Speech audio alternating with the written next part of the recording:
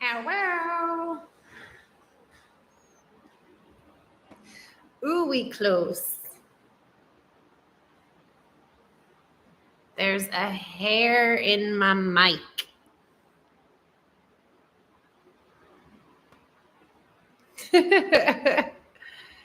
Hello, hello. Ooh, I almost closed you all.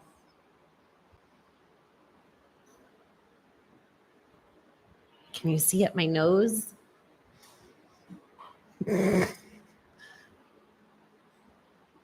Okay, that's a little bit better. Now I just need to scooch you all this way. And hopefully you don't fall. Can you all hear me?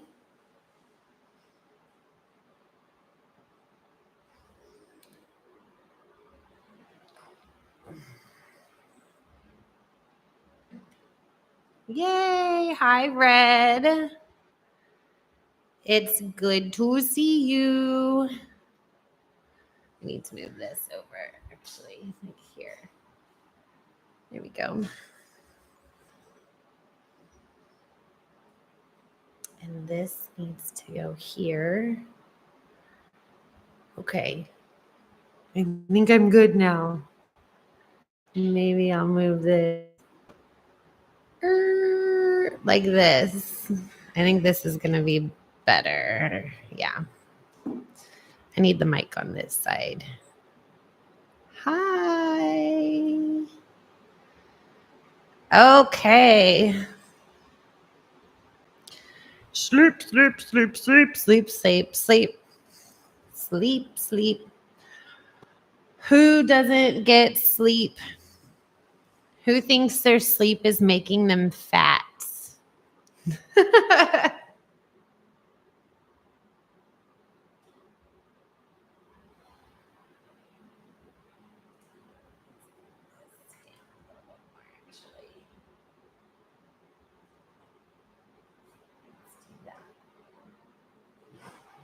Okay.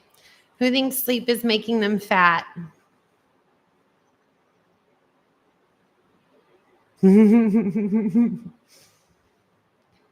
And if you think that, do you know why? Ooh, they're washing the windows out here and it just smacked the window.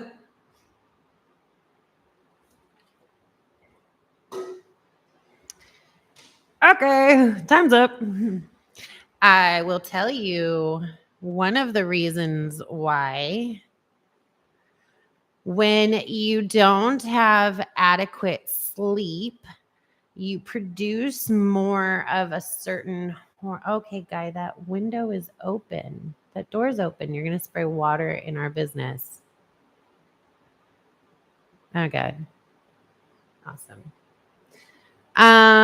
Okay, so lack of sleep. You produce a hormone. Does anyone know what hormone that is? Put it in the chat. And while you're busy thinking about which one it is, hit the like. Make sure you're subscribed. And if you want to be really cool, share. I can guarantee probably most of my clients don't get great sleep when they're first coming to me for help. And I would say that goes hand in hand with being out of shape. Most of the time. Okay, so time's up. The hormone is ghrelin. I don't know if anyone's ever heard of, has anyone even heard of ghrelin before? Or even how it's spelled? I believe it's GHRELIN, in case you want to know. So ghrelin is what makes you feel hungry, of all things. So the way that I would remember it when I first learned about it was growling. It made like the growling noise that your stomach makes, growling, ghrelin. This is really weird. The guy washing the windows is like staring at me while he's, yeah, okay. So your body produces more of it that makes you more hungry. So, for example, these last 3 weeks, I've had really rough sleep because the kids have been waking up nonstop throughout the night with their coughing. We can't give them medicine because they're so young. I don't like to give medicine anyway, just because it usually makes matters worse. So I use it very sparingly. But especially when they're 2 and 8 months, you can't give them much anyway. So their sleep has sucked, which means our sleep has sucked. And so my diet has also sucked. And part of that, when I wake up in the morning, is I am craving, anyone guess? Carbs. So we're craving carbs. So we eat more carbs. We eat worse things than we would have than when we had adequate sleep. So that is one cause, right? Ghrelin. I don't know if you guys have heard of leptin. That's another hormone. Have you guys heard of leptin or leptin resistance? I know insulin resistance is more commonly known and talked about. But what a lot of people don't talk about is leptin resistance and how that interacts with ghrelin. Does anybody? I mean, obviously, if you didn't know about ghrelin, you probably don't know about leptin. Brief overview of some leptin and ghrelin love.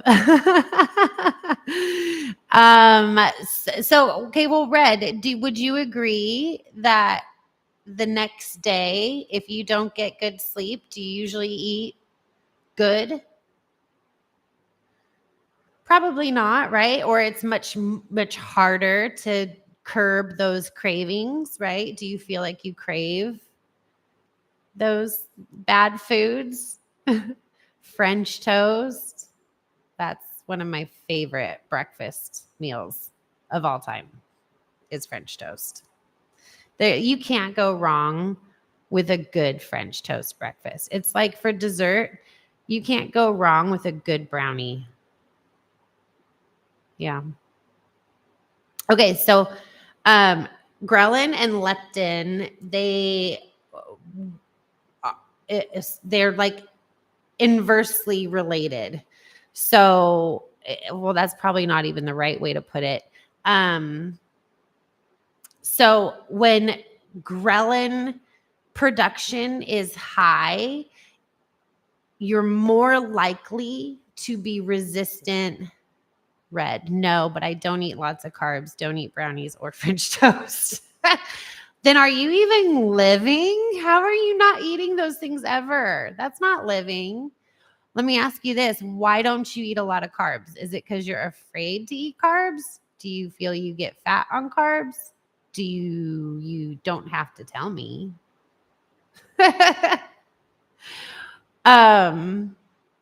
But I lost my train of thought. So usually when ghrelin is high, the body will become more resistant to leptin, which is what shuts off that ghrelin, basically. So no, I just don't have the desire to eat sweets. You're lucky. You are lucky. Although I've met a few people that don't eat sweets, but it doesn't have to be sweet to be a carb. I mean, French toast is sweet. But I mean, you could do chips or like Doritos or other carbs that aren't sweet, but that's good. Do you feel that you lack energy? Just out of curiosity, or do you eat more fats, or what do you normally use for your fuel? And then let me ask you this. Do you like your body shape?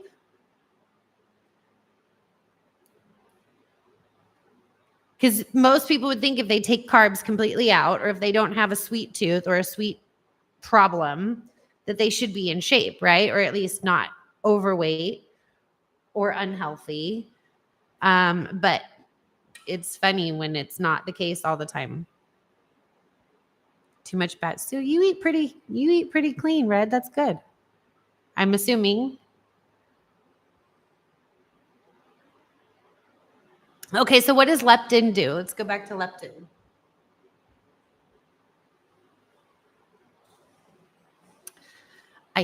We'll go back to leptin in a second, I guess. I eat because it's delayed. I eat hard-boiled eggs, some fruit, some spaghetti. Well, spaghetti, that's carbs.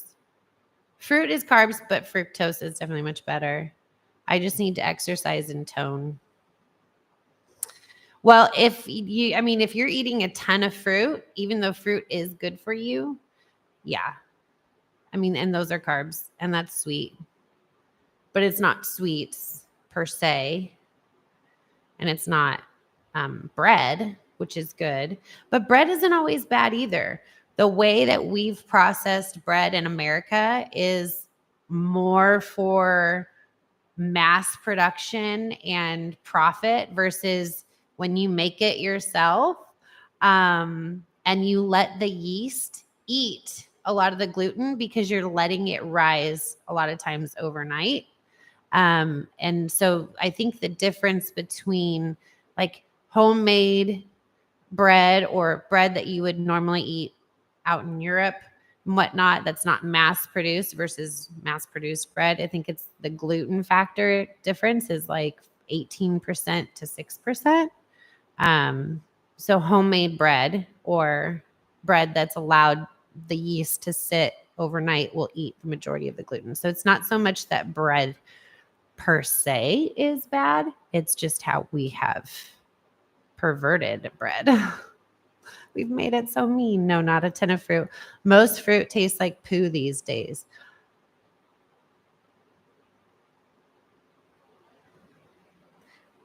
I know what you're saying, but I don't think it tastes like poo. I like bread, but I think maybe on the gluten allergic side. Oh, well, a lot of people can't handle the gluten levels that's in our food. And especially we eat a lot of processed stuff. Do you make all your own foods? Because that's the other thing. So we burn most of our fat at night when we're sleeping in that first phase of sleep.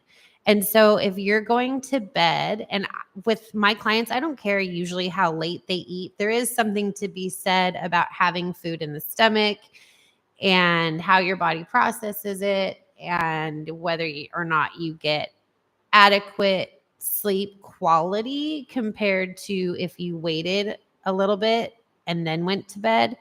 I was actually researching that a few years ago because I eat right before bed.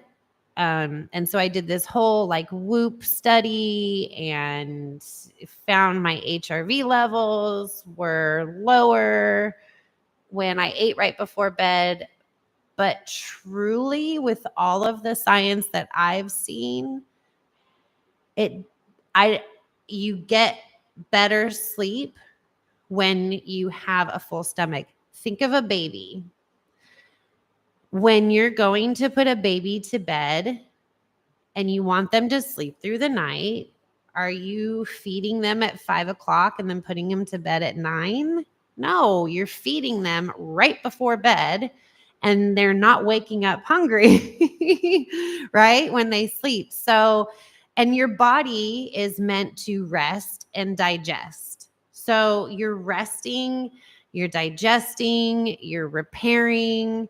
So a lot of the studies that I've read, it doesn't show that, but I have to admit that when I did the Whoop study a few years ago, my HRV levels, my heart rate variability it scored a lot lower on the days that I would eat right before I went to sleep versus when I had an hour or two before. So we're actually going to talk about sleep hygiene more so than like what because I think everyone can understand how lack of sleep is not conducive to a healthy body, right? Your body needs to function, it needs to repair, and you need adequate time for that. So I think kind of maybe making the title is lack of sleep making you fat. I think it's kind of a no-brainer that it's contributing. We can obviously talk about the whys, but I think more importantly is to talk about simple ways that you can fix it, included, like focus on that and then highlight the whys and why it fixes it maybe. So we'll do that. But food choice, what you eat right before bed, is it inflammatory to your stomach? Is it a bunch of ice cream, which is super common, right? Like obviously ice cream's going to make you fat, but if your body is producing less lactase to break down the lactose, let alone all those sugars. And if you're like me, when you eat ice cream, I go all out. I do not just eat ice cream. I don't have 1 or 2 bites. It's at least, this much of the layer in your container. And this is how I roll. So I have my own ice cream at home. It is mom's ice cream. It is no one else's ice cream. It is my ice cream. And it's usually a chocolate peanut butter. And I will take my Hershey's syrup and I will put my Hershey's syrup in there and then my rainbow sprinkles, and I eat from that. I don't need a bowl. I don't need another dish. And no one else is eating out of it anyway.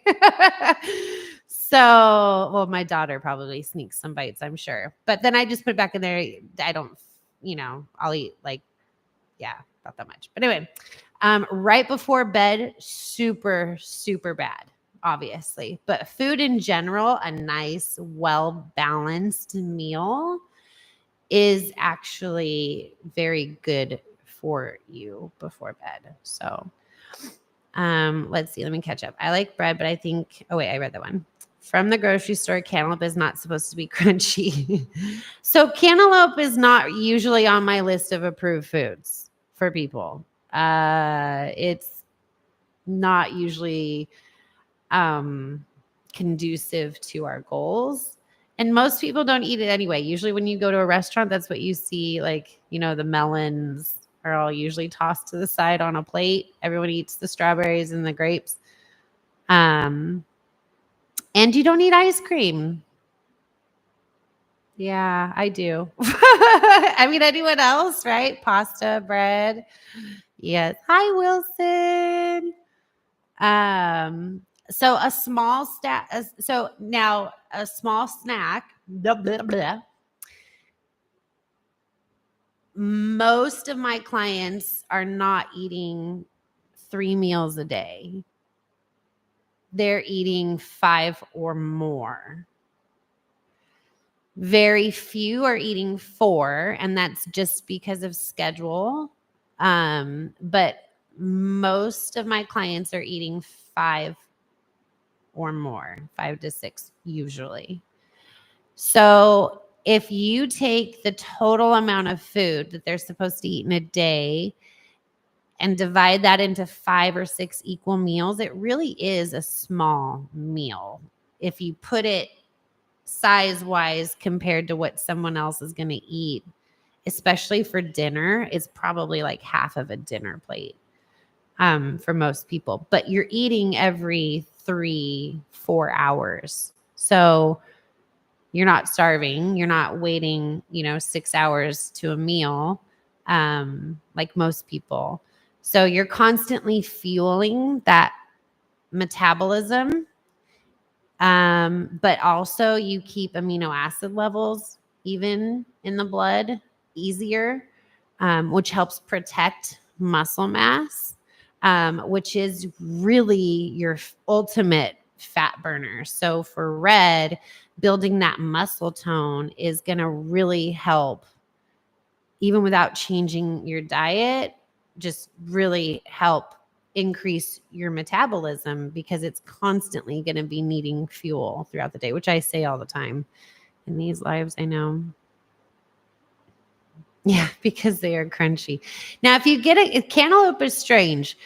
It has that like really fine. It's kind of like an avocado. It's either not ready or it's overly ripe, and that time of ripeness is so small.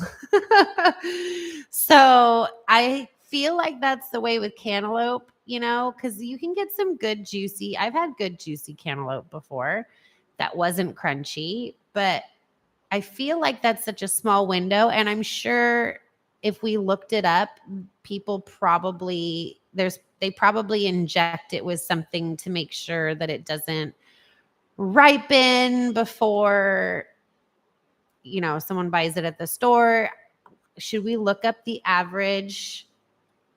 Let's do that. Let's share some screen here. Let's look up the average age of cantaloupe at a store. Will it even tell me? There's no definitive average age.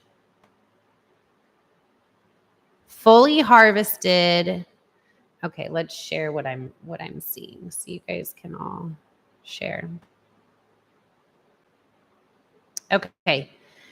So it says that there's no definitive. Show more.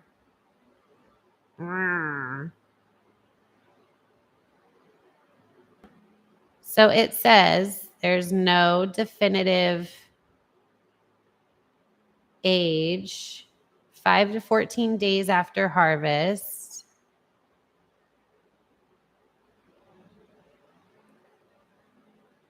Let's see. Are cantaloupes injected with chemicals to slow the ripening process? Let's see. Oh, not injected with chemicals to slow down ripening. However, several methods are used to manage their ripening process and extend shelf life. Oh, joy. That's so nice of them. How did we do it? Let's see. They do it with ethylene, a plant hormone. No, ethylene management. Okay. Smart Fresh. It blocks those. So that's probably the same thing they're using in the apples. I wonder what the side effects of that are. No one wants to know. I could find out though, I'm sure. So what are the side effects? Let's see.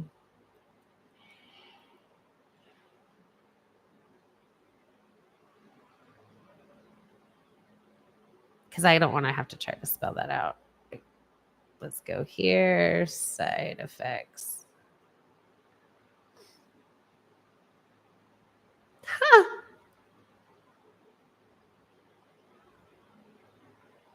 Oh, you probably see my finger. I'm sorry. Let's see.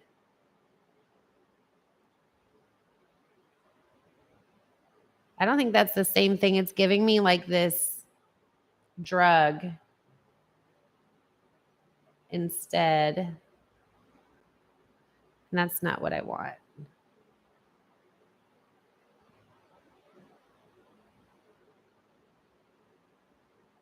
Here we go. The EPA. Let's share the EPA.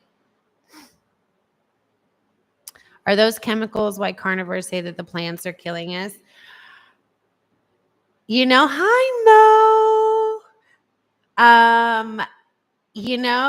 It's a lot of stuff. So carnivores, their argument against plant-based diets, I don't want to offend any vegans here. There's a lot of problems with not eating meat. Your body we were meant to eat meat.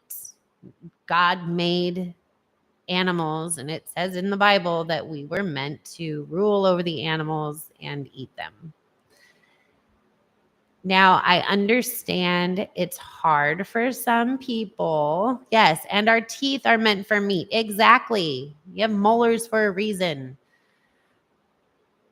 There's obviously a benefit to eating a ton of veggies and, hemp seeds and all that stuff, but there's so many benefits to meat, and so much is lacking in plant-based proteins, and you end up with a lot of deficiency issues or potential deficiency issues when you exclude meat from your diet. So Mr. Mustard included, he loves to just do beef. And I always say a variety is better because there's a benefit to everything. So like when people say they're going to cut out red meat, or they're not going to have meat at all, or they're only going to do eggs, the bigger variety of food you can have, the better health you'll have overall, because you have so many different sources and cofactors that the body can use to turn into other things. So, for example, when you have a synthetic version of a vitamin versus actually eating something with that vitamin, you're missing out on a lot of the other. Okay, so here's a great explanation. A carrot. Okay. A lot of vegans eat carrots. Is there anything wrong with a carrot? No. Is it higher in sugar? Sure. So we track it. But in a carrot, you'll often hear the beta carotene is the micronutrient that you're mimicking in a vitamin supplement. But the synthetic version of that doesn't include all of the different, I think they're called carotenoids, but all the different factors of that vegetable. And so you do want veggies, right? And you want most of your supplements to come, like most of your micronutrient intake to come from whole food because of all those other cofactors. The body can utilize all those different elements in the food and use it for different resources. But when you use a synthetic vitamin, I know I went on a side tangent, but hold on, I'm coming back. But when you use a synthetic vitamin, you just have that one like derivative of it, basically.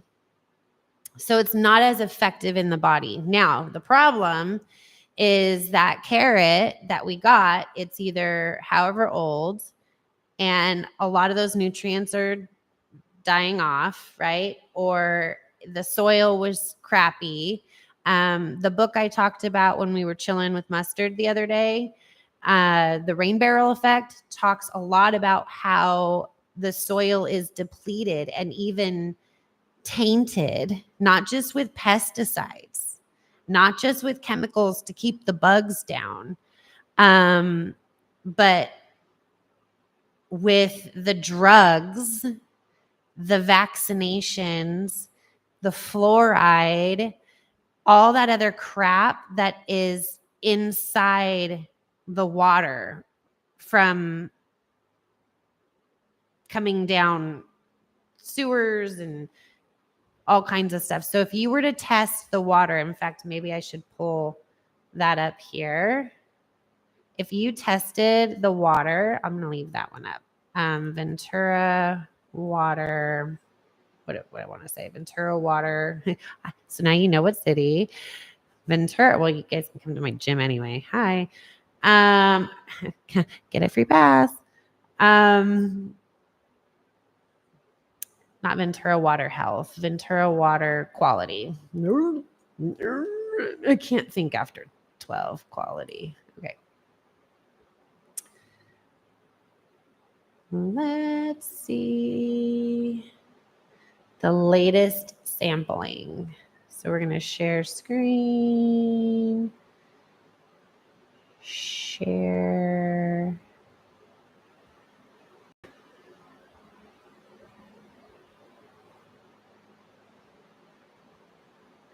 So that's ocean water. I want real water.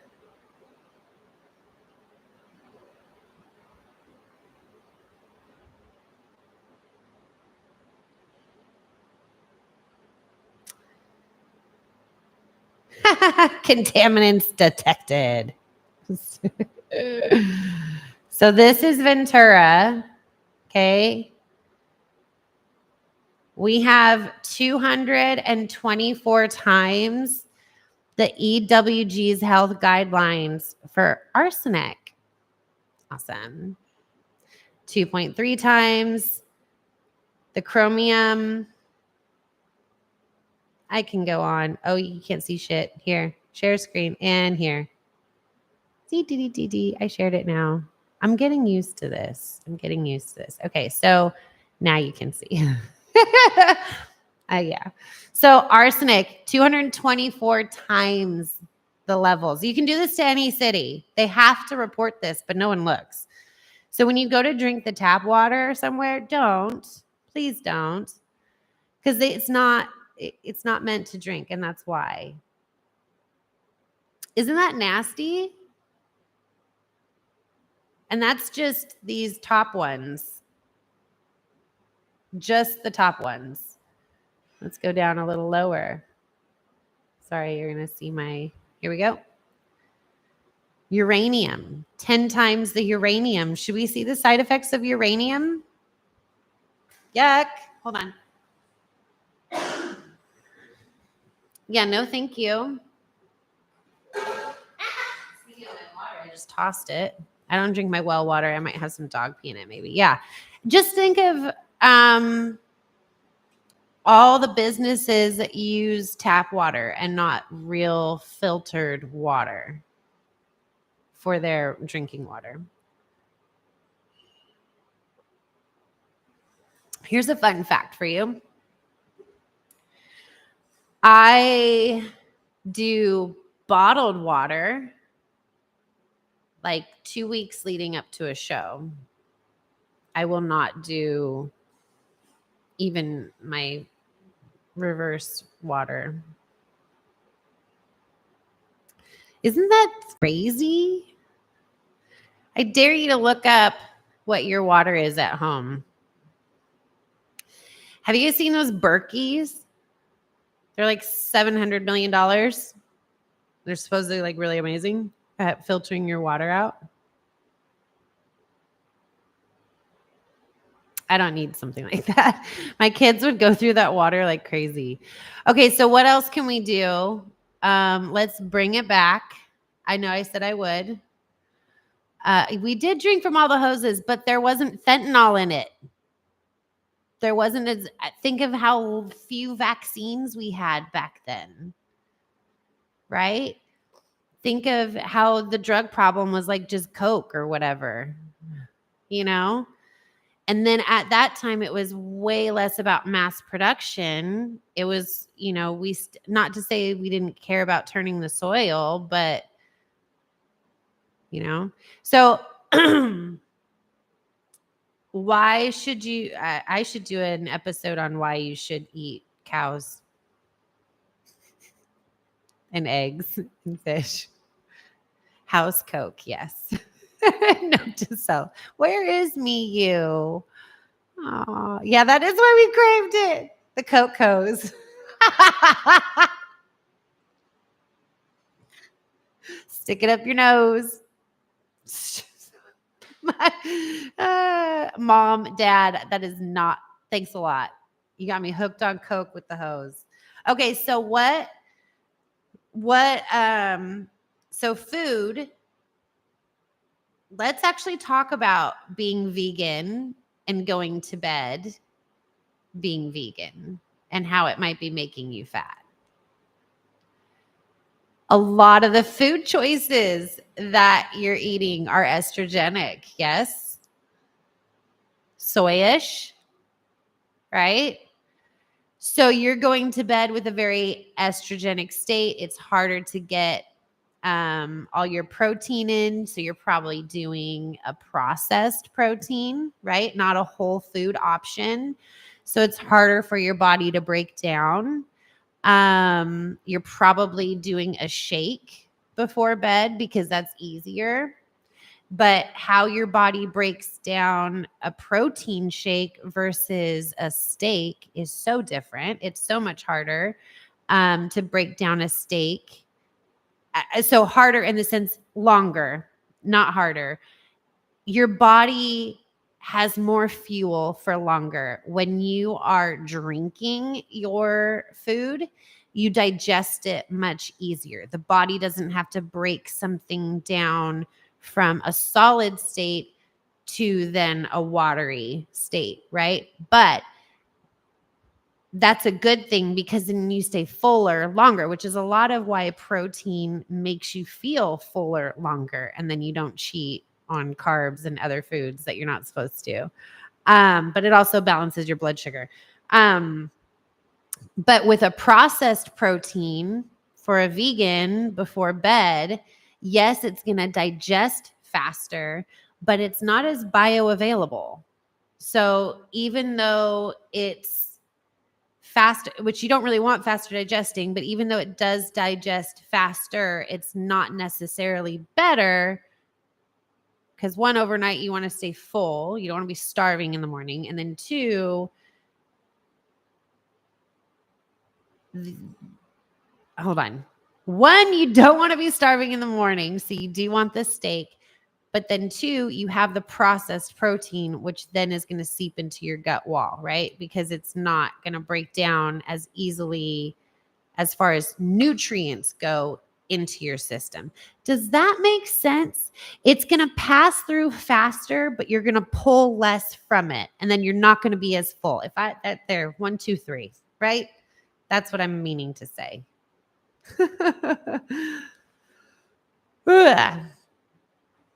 So as a vegan, yeah, not ideal before bed. Maybe just don't be vegan before bed. Maybe just change that.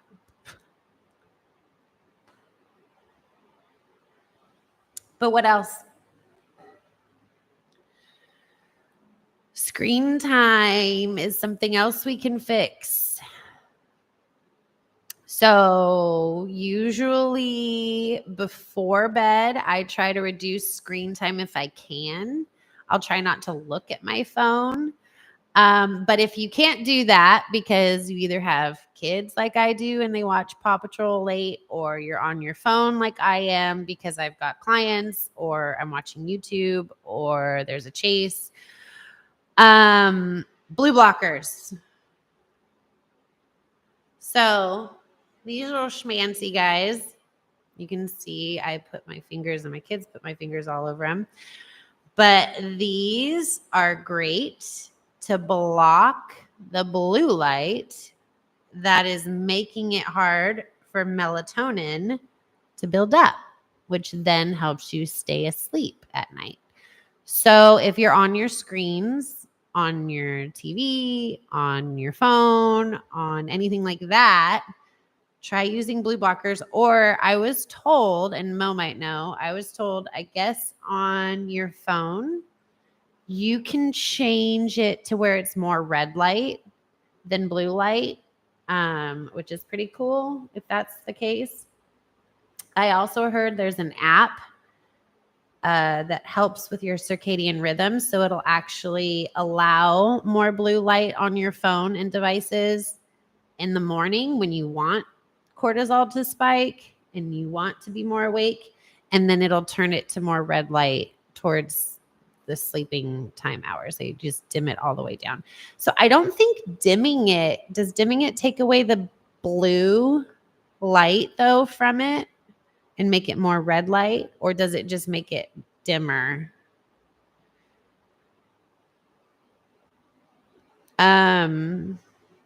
The other thing is too, like with light, is checking your lights in your house. It is dark when I did. It's dark when I dim it until I go into one of my rooms for sleeping. So your sleep hygiene is key. If you are in bed for 12 hours and you think you're sleeping, but you're not rested, that's not quality sleep. And so that can still be making you fat. So you might be in like, oh yeah, I got 12 hours, but it was all crap. You were up most of the awake most of the time, or it wasn't deep enough sleep. Your body won't repair or burn the fat that it needs to. And if most of your time of really breaking down fat and getting rid of it is done at night, when you have that deep quality sleep in that first phase, then you're not going to be burning much of that fat at all. So how does my room look with lights? You can get lights that are LED soft white lights. That's better than the bright white lights that have more blue light in them.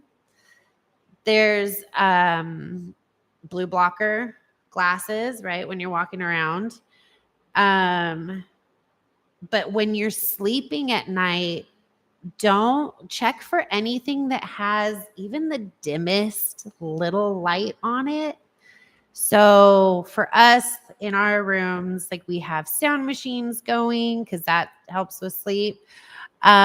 We have our cell phones in a right. So you want to make sure that that's flipped over. So if you get a notification, it's not shining bright, or you put on sleep mode or do not disturb. The other thing too is EMFs. So you want as much electronics out of the room as possible. If you can keep, and this actually helps me. So I keep my phone in a different room close by so that I don't have the constant pull from Wi-Fi and all that other stuff going off next to me, which really does disrupt your sleep. But then when my alarm goes off to get up in the morning, I have to get up to go turn it off. I can't just hit snooze. And anytime it's next to me, there is True Tone on iPhone. It says automatically adapt iPhone based on ambient lighting conditions. Don't know what that means. So based on what mood you're in, what if you go to like a bar in the middle of the day? Does it go down for you? Because it's like the ambiance. So blocking all your light out, removing all of your electronics so you don't have that interference. Blackout curtains, huge. You would be amazed at how dark a room can get when you get blackout curtains. It is 110% worth the purchase. And you can get them at Ross for not that expensive. I think you get 2 panels that are long, like for like a full length window, that are blackout curtains for like $20. So they're not expensive at all, but they make a huge difference. We have cameras. Diddy cameras? No, we have cameras. So I use these little blackout stickers and put them on the little dot that tells you that it's on. So that's not shining in there when we have the humidifiers going in all of our rooms. and downstairs, upstairs, everywhere. So they all have these, except for the ones downstairs, but in the rooms, in the bedrooms, they all have the little blackout stickers on the dot.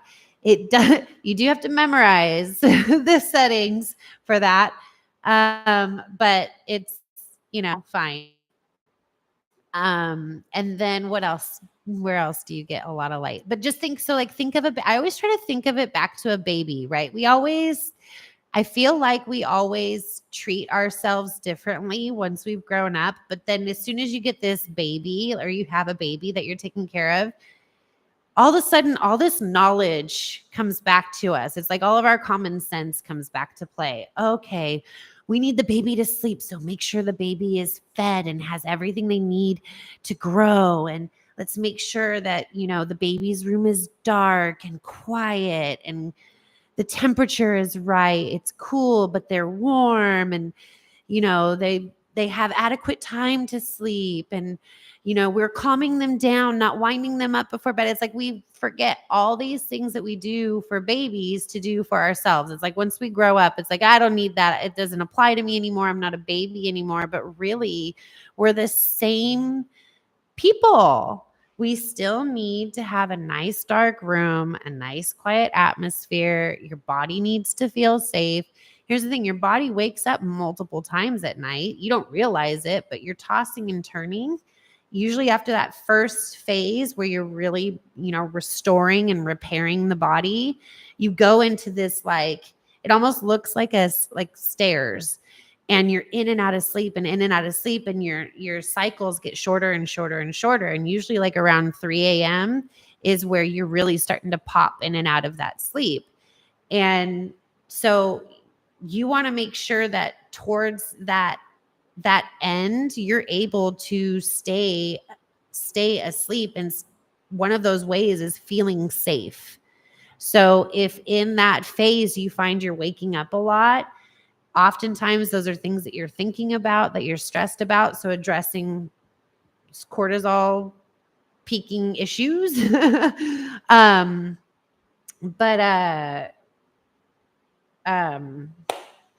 I was going to go into stress and I don't want to go there. I want to stay focused. Lindsay, stay focused. This is what happens. See, I don't script out my shit. This is just me. I'm just talking. So, and without someone to talk to all the time, yeah. See, we need swaddling. Yes, you need to feel that. So swaddling, great example of feeling safe. Okay. When you sleep at a hotel or somewhere else that's not your home, do you realize how you don't sleep as well? You think you're going to sleep great because you've got this nice quiet place and it's dark and, it's everything's whatever, but you never sleep quite right. And it's because your body knows you're not somewhere you normally are. And so swaddling brings the baby back into where they were in the womb, right? Hold on. Gosh. So it brings them back to when they were in the womb, where they were all nice and snuggled, right? And they sleep better because it tells their body, their subconscious brain, we're safe. We're back in the belly. Not really, but they get that feeling. So that is a lot of why swaddling is so effective, is it brings them back to that state. Which brings me back to that point.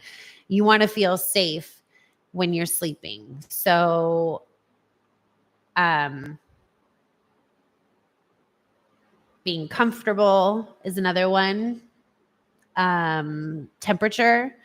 Studies have shown that when your temperature of your room is colder, while you're warm, obviously, but when your room is a lot cooler, you sleep better and deeper. Having your head flat versus upright, that's actually probably a little more correlated, I would say, to feeling safe, because what's a vulnerable position, right? I think of the Koberger case. So the details just came out about the detectives and how they found the girls. And I believe Xana was on her back. And she put up a fight. And then, if I remember right, someone help me out here if I'm wrong. And then Maddie was face down and Kylie's face up, I think, right? So they say Kylie was unrecognizable. And I think she was stabbed like 20 something times. And Maddie was stabbed like 50 something times, right? I think of what's the most vulnerable position to be found in. Like if someone's going to break in, what is the most vulnerable position you could be in? I mean, he was such a coward. He did it when they were sleeping, right? But if you're going to be sleeping or in that atmosphere, if you're sitting up, or if you've got 100 million pillows, which I am totally guilty of, not only are you going to sleep funky, but your brain just automatically is in this heightened state of awareness. So when you're popping in and out of that sleep in that staircase time, kind of that second phase, that's when your brain is actually super active. It is putting short-term memory stuff into long-term memory. I think of that movie with like all the different happiness, sadness, anger. What is it called? It's that kids movie. Anyway, I think of how she goes into like the memory bank and all those little balls and core memories. But that's when your body is like doing that process. Right? Inside Out. Yes. Best movie. I like that movie. Anyway, so that's where that process is happening, where they're like sucking everything up, going into long-term memory, going into like over here, here's a core memory. So that's basically what your body what your brain is doing in that second phase. And but at the same time, you're popping in and out of sleep to make sure that your environment is okay and is cool.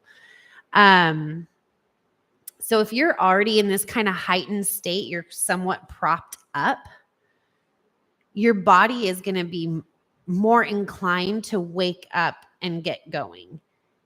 Lay flat, more flat, have one pillow, but where it's just kind of supporting your neck. And you're going to find you probably sleep a lot deeper in that phase. Now, you might not fall asleep as easy because you're so used to sleeping a different way, but give it some time. But when you do fall asleep, you might find that your brain is much more restored, that phase where you're in that stair climbing phase was much better quality than if you were more propped up. So that's a little fun fact. I should pull up the study that shows some of the other benefits to sleeping more flat as opposed to upright. But that was one of the key things that I noticed when I changed. I have so many pillows on our bed because I like it to, when you walk in, I like it to look like, kind of like a hotel where it's, 3 in the back, 2 long ones in the middle.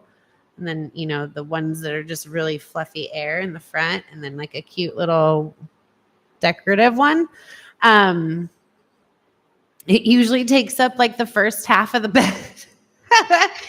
But then when we go to bed, most of them are off and we have just the one now. And I used to literally sleep with all of those on my side, at least. Josh never did, but I would. I don't now, because you get, like I said, your brain will get much better restorative sleep lying flat. So having it cold, I'm going to go back to that. There was, I believe it was people I'm going to have to look that up. It was, It was people in was it Iceland? Puts kids outside to sleep in 50-degree weather. And I'm talking babies. Babies. They do this to babies. Let's see, where is it? It's probably a black screen. I don't want to do that to you guys. I should do it on my phone. Yeah, so they put their babies outside. Babies put outside in cold weather to sleep better. And I think this was like near a forest. So there's like animals. Okay. We're going to JLR it here. Okay. In some Scandinavian countries, it's a common practice for babies to nap outdoors, even in cold weather, with the belief that the fresh air promotes better sleep and overall well-being. This practice is rooted in cultural traditions and a belief that outdoor air is beneficial for a child's development, which it is true, but I don't think you need to sleep out there. It is believed that the crisp, fresh air helps babies sleep longer and more deeply. And then some believe that the outdoor air helps strengthen the baby's immune system because they're fighting off the cold. Appropriate clothing. Parents are advised to dress babies in layers. Duh. Why Nordic children sleep outside. I'm not kidding. In like the snow. Intentionally. So, doesn't need to be snowing in your room, but cold is better. So we usually have our house, I try to keep it between 65 and 67. Yeah, I try to keep it pretty cold. It's harder with babies because they can't have blankets and stuff like that, right? So for us, for Micah, I have him in this sleep sack. And it's kind of like a weighted blanket too. So it has a temperature gauge so you can make sure that they're not getting too hot. But it's made with camel wool on the inside and it's very good for insulation and keeping their temperatures balanced, which babies have a harder time doing. But it's like a weighted blanket. So that brings me to the next thing. So that way I can keep him warm while it's cool. But the weighted blanket, huge help in sleep. If you want a little biohack, Josh thought I was so dumb, but when I bought it, because he's like, "What? We're lifting weights in our sleep now? Like, what's happening? And why are you putting this really heavy thing on our bed?" It helps. So I even bought one for the kids. But a weighted blanket. In fact, I don't want to do that stupid screen share. So I'm just going to JLR it more. Weighted blanket benefits. So I studied this a few years ago as to why. And there was this really cool study. Weighted blankets have been explored for their potential benefits in managing symptoms of anxiety, depression, PTSD, ADHD, and autism spectrum disorder. It promotes a sense of security. The gentle pressure of a weighted blanket can create a feeling of being hugged or swaddled. It's an adult swaddle, which can be comforting and help individuals feel safe and secure. That's not what I read. There was something else more scientific as to the reasons why. Here we go. The deep pressure stimulation from a weighted blanket can trigger the release of serotonin and melatonin, neurotransmitters associated with relaxation and sleep, while decreasing cortisol, the stress hormone. So that slight pressure will actually help your melatonin production and your serotonin production. So we have 2 on our bed. One is this giant, I got this one right before Elijah was born. And I got it off at Etsy, and it looks like a big yarn ball. But that one weighs 50 pounds. And then the one Mr. Mustard really likes is individual size. It's more for travel, which is funny because we do travel with it, and it's like carrying weights with you. And then Elijah threw up on it the other night, and so try washing that. The washer did not like me. So I don't think I didn't read instructions though on how you're supposed to wash a weighted blanket, because I wash the kids' weighted blankets because theirs are smaller and don't weigh 50 pounds. Those I throw in the wash, but this one is ours, and we don't throw up on ours. So when this happened, it was like, okay. And anyway, probably wasn't the smartest thing, but yeah, now I have to fix it. It's all discombobulated. But that one we travel with, and that one I think is closer to 20 pounds, but it depends on your body weight. So you want to look that up, but it's huge, huge, huge for quality of sleep. We noticed a huge difference. Like I said, Josh laughed at me at first, thought I was stupid, and then now he can't sleep without it. So if he's watching, put in the chat, babe, tell him you're eating crow now.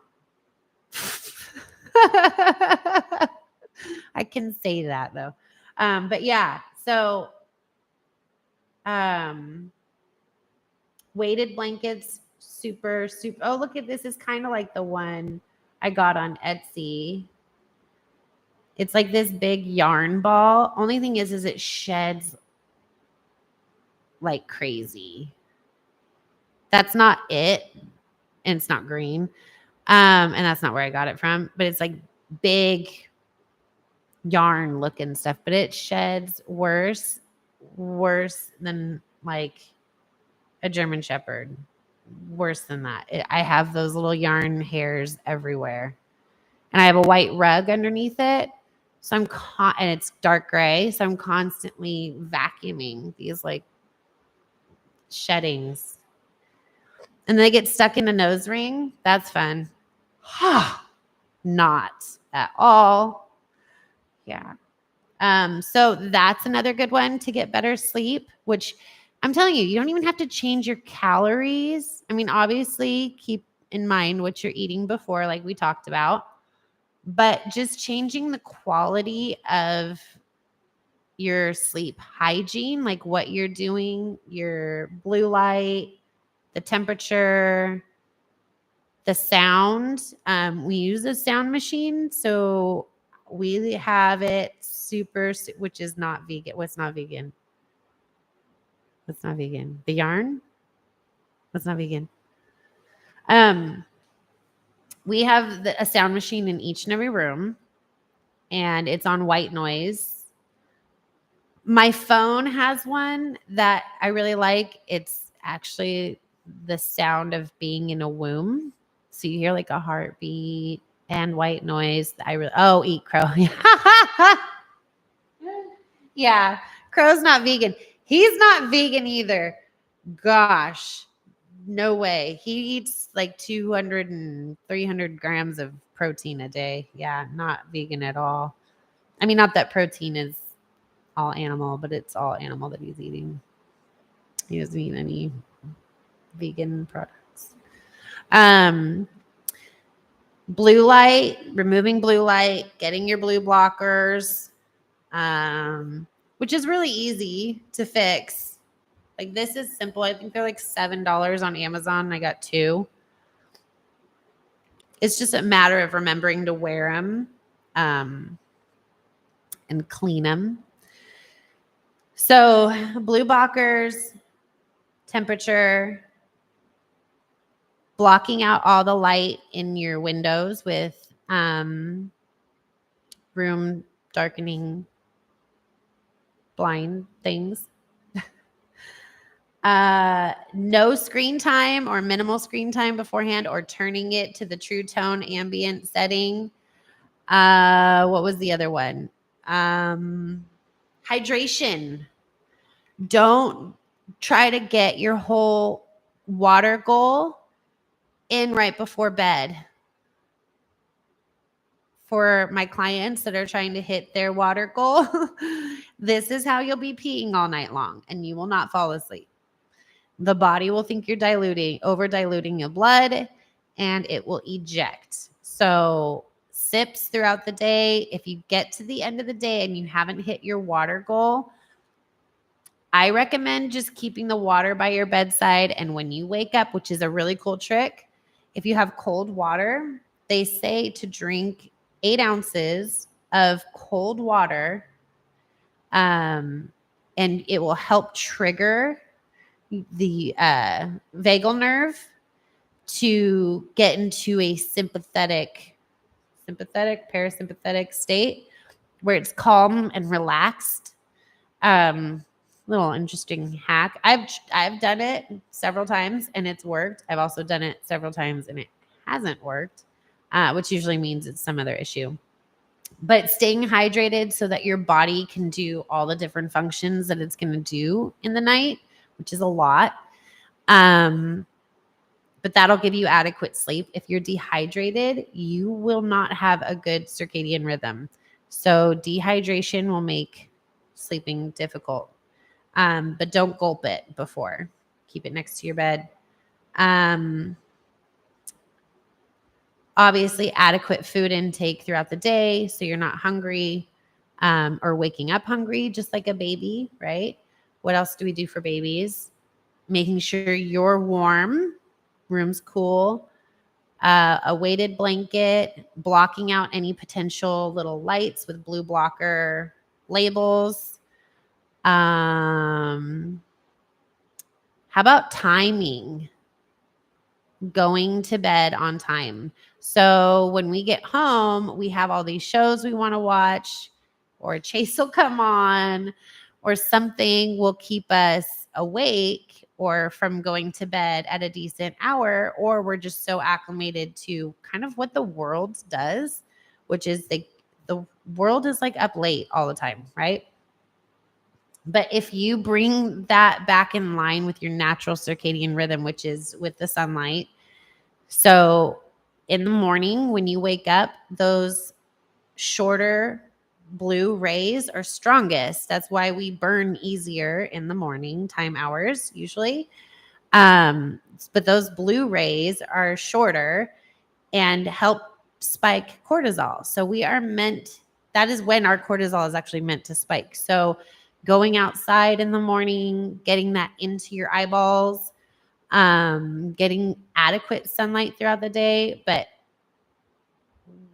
when you wake up, if you're waking up later in the day when there's less of that, you're going to mess up that curve of your cortisol. You're not going to get the spike that you need in the beginning and then the drop that you need at night. And so at night, when we get home and we go inside, we're not outside with those longer sun rays, which help trigger melatonin to build up because they're these red rays. So that is something that will signal that to the body. So if you're just going straight home and going into your house and turning the lights on, you're not getting that difference in lighting, which is going to make it harder to go to bed on time. So if you can bring your bedtime back in line with that natural sunlight, you're going to find your hormones start to sync up better. Everything starts to function like a clock and how it should. So we have so many different internal clocks in our body with our organs, with our sleep, with our hormones, with our cycle. So you'll find you're working less to feel more energy. Like it's not so hard to feel energetic in the morning when you start going to bed with the sun. Now, it doesn't mean you have to go to bed at 5 or 6 o'clock, but generally right after that, you should start, heading off to bed. So for me, it's like 8 o'clock. Now, if I do date night with Mr. Mustard, it's later and I feel like shiznit the next day. And that's just because my sleep has been disrupted, which then brings me to probably the last thing that you could really do is keeping a routine as much as possible. So once you get all those things in line, if you're doing that, let's say Monday through Friday, but then Saturday and Sunday, you are staying up super late and you're waking up super late and it's just all messed up, you might find that that messes up your circadian rhythm so much so that Monday through Friday isn't going to cut it in keeping that in line and helping you so you're not feeling exhausted and tired in the morning and then wired and awake at night. So if you want to feel like you have more energy in the morning, if you want to feel like the fat is melting off, that would be my suggestion with sleep is check all those boxes and then get it in line with timing. So check all the boxes as far as like your room setup and stuff like that.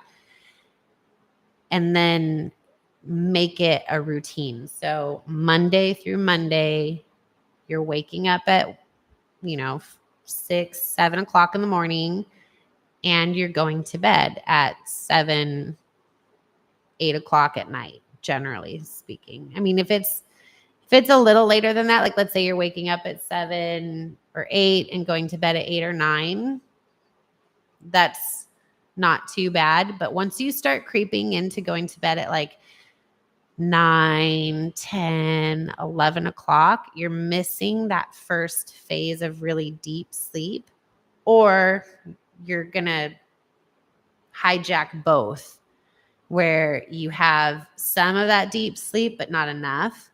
And then just some of that shorter sleep, which then your brain is going to feel foggy a lot in the morning.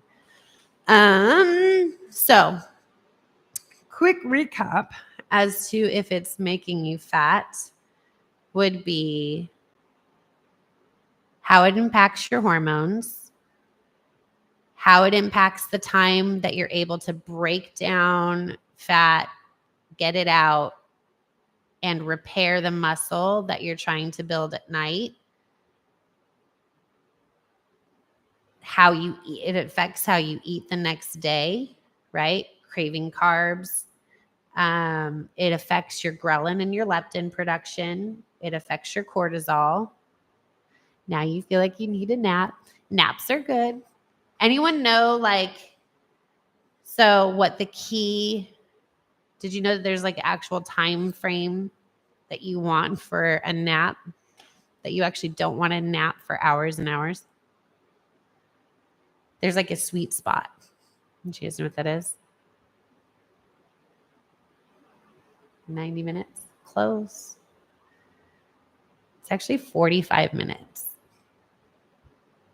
The brain doesn't need very long to kind of rejuvenate and recover, which is part of why I think God kind of placed that as like the second phase of your sleep. He like knew that, right? So like that first phase is where you're really recovering and repairing the body. But then that second part of your sleep is for the brain. And so you're in and out of that sleep, right? And they have shorter and shorter cycles, but makes sense why that is the brain part of your sleep. I need 2 phases. Well, so now here's the other thing too. If you're going to take a nap, they say that it's best to nap in 45-minute cycles so that you're getting the full, you're waking up when you naturally would be waking up, when that cycle would normally conclude. When I did the WHOOP study, they had an alarm back then, because this was like 6 years ago. they had, or maybe 5 years ago, they had an alarm that you could use on it where it would wake you up based off your sleep cycle. So it would be tracking where you're at in your sleep. And when you're starting to come out of your sleep, like, so you would say, okay, I need to wake up generally around 7 o'clock to get ready for work, let's say. It would wake you up either before 7 or shortly after, like within a good time frame, not like, like it's 8. But based off of when you're coming out of that last little sleep cycle, so that you're not. And this is also, I think, why I choose to wake up and do my life, like do life early before the kids are up. I'm such a better human when I do that, because I'm not being woken up in the middle, in the wrong part of my cycle, my sleep cycle. You're not like discombobulated to crying or whatever. You're naturally waking up how you should, and then you're getting ready for the day, so you're prepared. But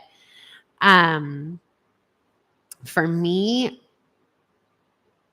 if I get woken up by the kids crying, it just sets the tone for my day in such a bad way. So I like to wake up as naturally as possible. I don't do the whoop thing anymore, but I keep such a routine that my body just kind of naturally wakes up at that time now. Yeah, and I just feel so much better than when I'm disrupted, which I think people just kind of say that, like, oh, well, yeah, you're not being woken up and disturbed with crying. But I think just in general, like if a sound happens outside or, whatever, people get disrupted in their sleep, not with kids. So I think it may be age dependent. Like your sleep quality might be age dependent. But think about it. A lot of that is lack of activity, because there's an element to being outside. Like I said, with having those UV rays penetrate your eyes, signaling to the brain that it needs to produce more melatonin or more cortisol. You're either awake and ready to go, or it's time to unwind and rest. Because that plays a huge portion. But so not being outside as much, not being as active. Oftentimes the diet of older people will start to decline more and more and more. So lack of nutrition, lack of hydration, hormone production starts to dry up a lot. But if you can keep focused on those core things that we talked about, I don't think that you're going to find sleep really being a huge issue until it gets closer to that time. Because, you start getting aches and pains and it just gets harder. But you can still do all these things to help make it as best as possible, right? Like you can still have blackout curtains so you still sleep as good as you possibly can. Red, I am outside a lot and active. See? So do you feel, I think I asked this, do you feel like you have a weight issue, or is it just like you strictly, because you said you're active, but you say you need to work out for muscle? Do you not have a lot of muscle?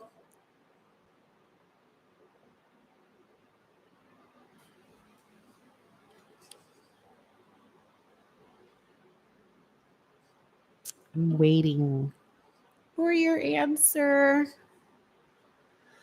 Anyway, so I wasn't really sure where this topic would go. Sleep is a big one. I prioritize sleep. If I don't sleep. Oh, did you guys know that my husband sent me this a while ago? But libido is improved, especially for females, when they get adequate sleep. So put your wife down for a nap, let her sleep in, let her go to bed early. And you'll find that those help down the road.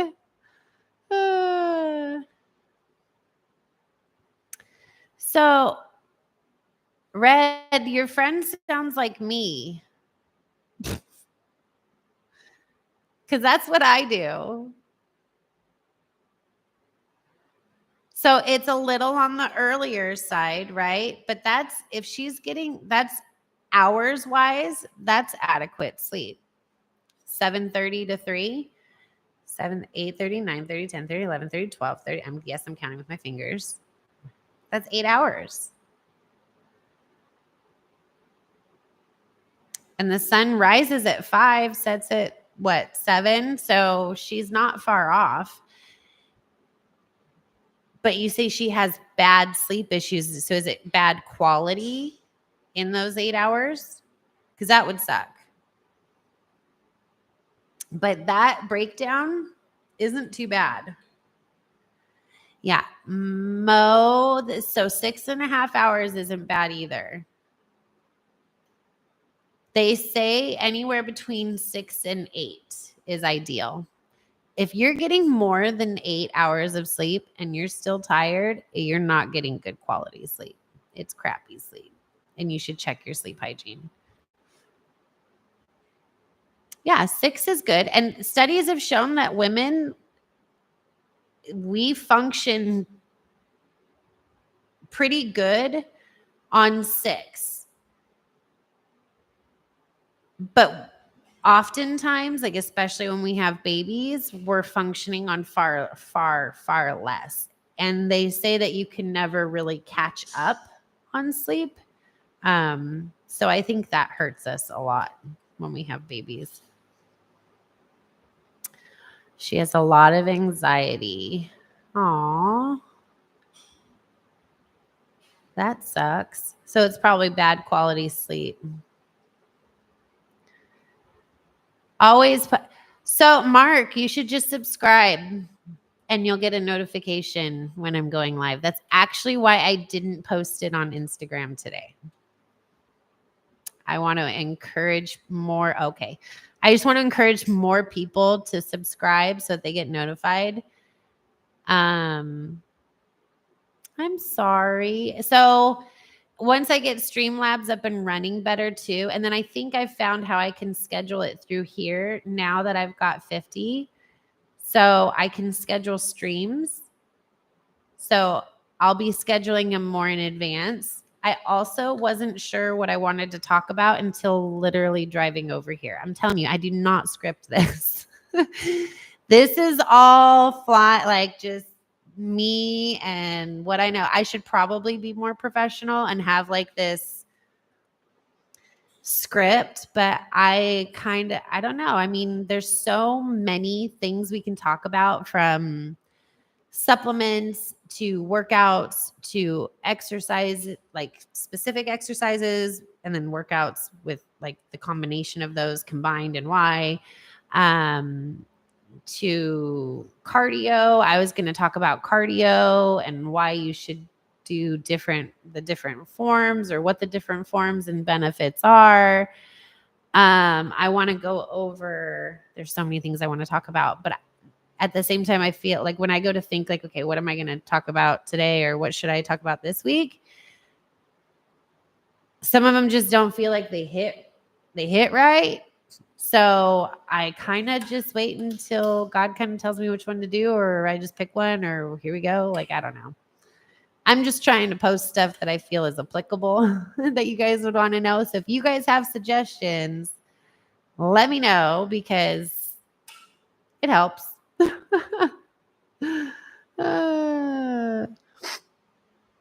You could tag everyone in Discord. Yes.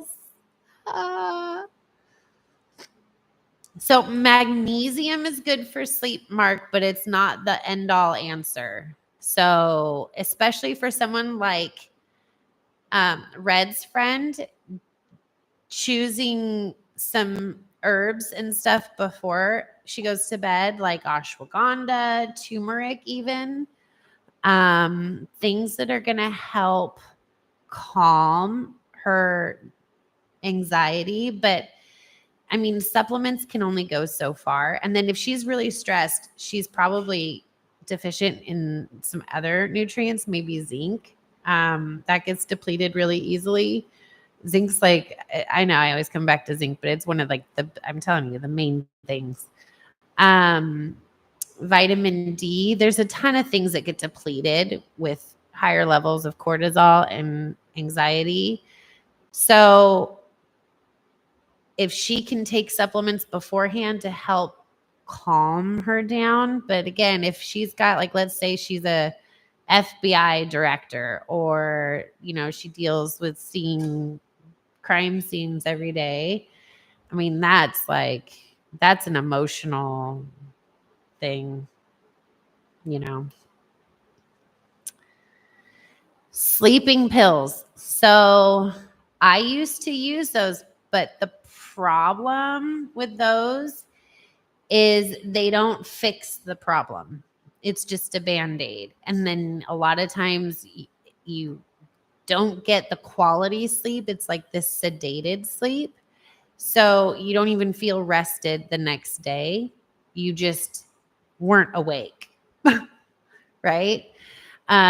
So though they can help get someone kind of back into that rhythm of sleeping, the body will rely on that then to fall asleep, and then trying to get off of them and teach the body how to fall asleep, because falling asleep is a skill.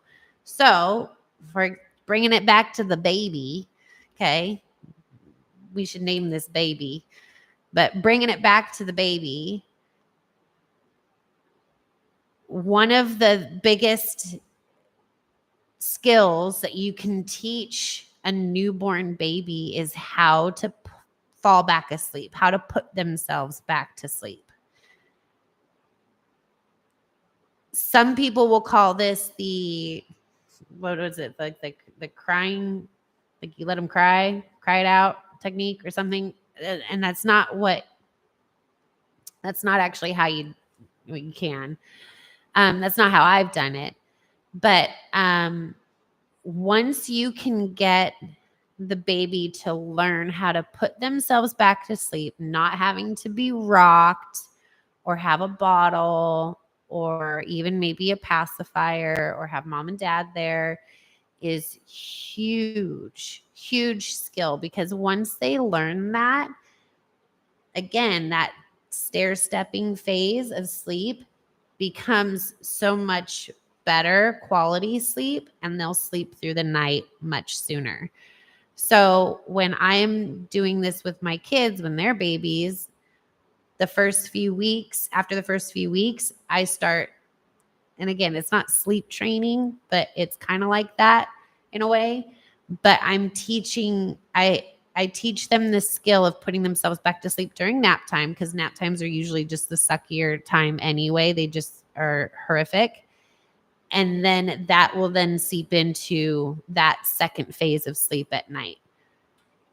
So when you're coming off of a pill to help put you to sleep, which also, if I remember right, when I was studying things like Ambien and such, they will actually deplete the body more of nutrients and affect hormone levels.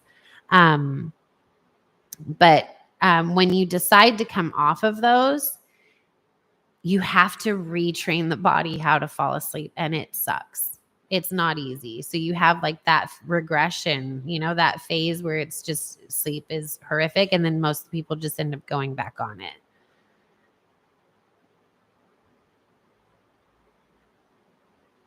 I just Googled and Transcest we use for my depression. I wonder if it's bad. My doctor gave it to me for sleeping. So I'm wondering if they thought that you were self-soothing. I know, like that. I wonder if they thought if it was anxiety related. Yeah. So Ambien is scary. When I was having issues falling asleep, luckily I was still living at home at the time. And this was back when I like didn't care about pills. Like, give me a prescription for anything and everything. I don't want to feel bad. Until I realized how that was actually hurting me and causing more issues. But I had like a prescription for everything back in the day. But Ambien was one of them. And luckily at the time I was still young. I was living at home and I had a TV in my room. And I took my Ambien. And all I remember, I can fall asleep. I can't. So that's melatonin. And you're not outside a lot, right? And your sleep is off and your nutrition was off. Fixing nutrition, changing your workout style, all of that should start helping that change. Which then would be really cool if you could then get off of that, because all that medication has side effects. But back to the Ambien story. I was falling asleep and there was a Keebler Elf commercial for cookies on. And I swear those elves were in my room and I was talking to them and it was scary. I stopped taking Ambien after that. That was this, because they say you can hallucinate, or whatever. Oh man, I tell you, they were in my room.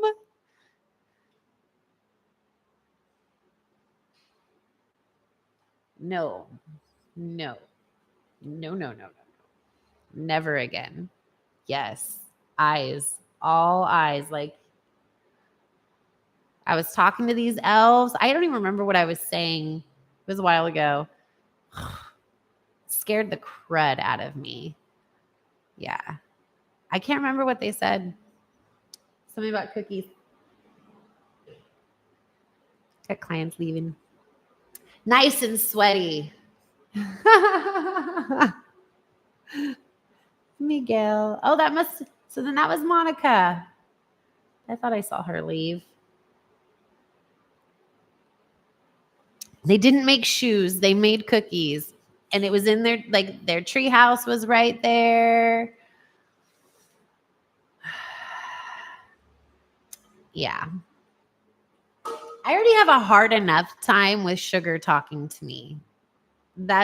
Sugar is my weakness. You can ask my coach. He's like, Lindsay, keep it under 160. Let me go get some ice cream. So anyway, this was fun. Yeah, let me know what other topics you guys want to talk about. We can I guess these first few episodes, because there's, like I said, there's so much you can deep dive into, and I'm just literally talking. So I can get all professional, and we can, especially when Carly helps me with the Streamlabs, I'll have everything set up before, and we can just scroll through it all and maybe pick, because you really kind of want to pick one facet and then deep dive into that. So like with sleep, deep dive into, the REM cycles and the sleep cycles and what happens there and what affects what. Or like alcohol, how that affects your sleep quality. Then we should talk about, go into the deep dive of cortisol, go into, ghrelin and leptin. There's not too much to deep dive there.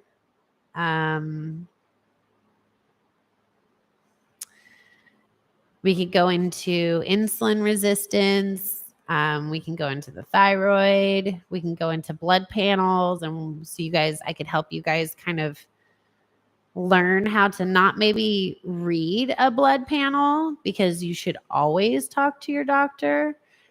But most of the time when people get blood work done, they have no idea what they're looking at, and they just see flags or no flags and think that that's it, and it's not. So we can go through that. We can go through each supplement. So a good one would be like acetyl L-carnitine, ALA, CLA, all your like your omegas. Go through each one of those and what they do, how you can extract them from your diet naturally instead of like a synthetic form. We can go over synthetic vitamins versus whole food vitamins. We can go through spices, I know, is one of them. I do want to go through each of the machines. So like that's 100 different episodes. There's an episode I want to do about protein and how to calculate your macros. So you can calculate your own macros for you, and you don't need to have someone else do your meal plan. We should go over steroids and the benefits to steroids and the side effects to steroids. We should go over, so I have so many ideas, but like to pick one.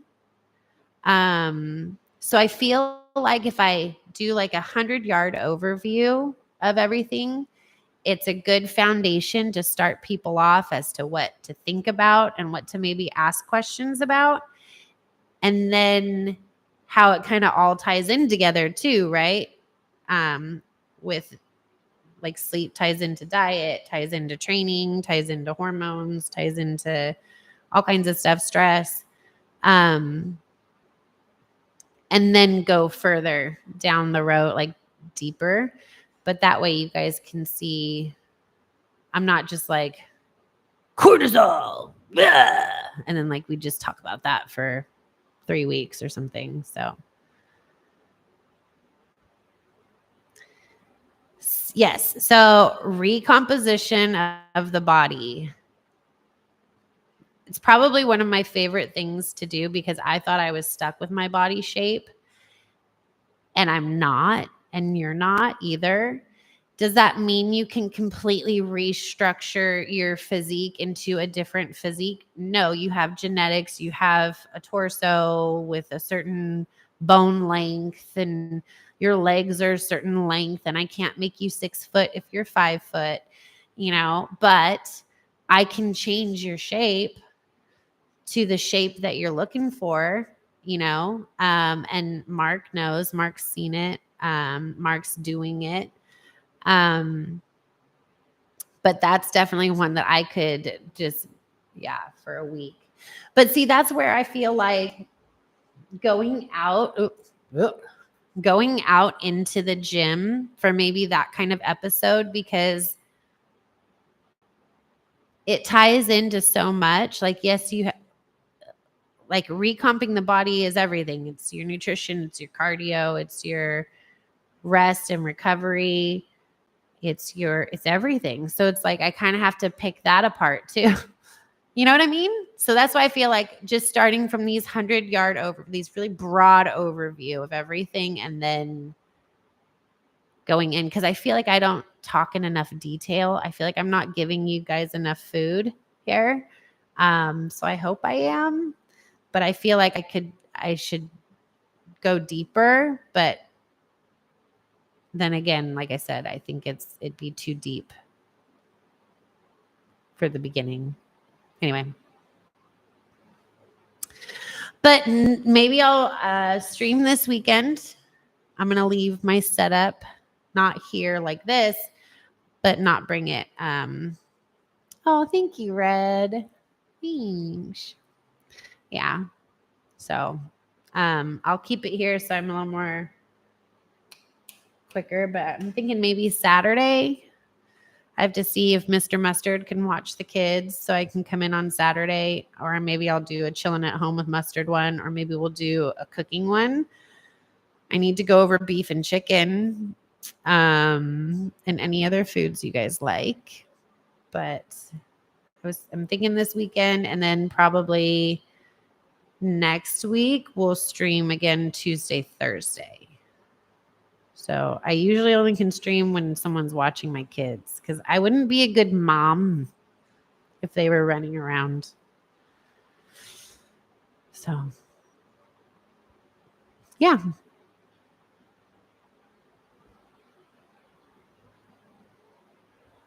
You're lactose intolerant? Most people are. Slowly as you age, you produce less and less lactase, which breaks down the lactose. So it's common. But if you think about it, what mammal still consumes milk after they've been weaned off the booby? We're like the only mammal that still drinks milk. I don't even think you're supposed to give cats milk. Right? That makes them sick. You can kill them. I found that out when I was a kid. I didn't kill a cat. I did not kill a cat. But I was the kid that would, I see it gives them the runs. I was the kind of kid that would go get a thing of milk and be like, here, kitty, kitty, kitty. And the cat's like foaming at the mouth and mangy. And I'm like, I'll save you with some milk. Poor thing. Yeah. But see, you don't know that. You're taught like to give cats milk. You're not supposed to. Yeah. But yeah, mammals do not produce, they produce less and less lactase as you age. So you could not be lactose intolerant as a kid and have dairy issues as you age. It's wonderful. The joys of growing old. Like these lines. That's all I see in the mirror on this stream. That, and then I don't do Botox though. Maybe I should. Anyway. All right, y'all. I'm going to go home and eat some dinner with my kids and train early in the morning. We've got glutes tomorrow. I was thinking of going live too.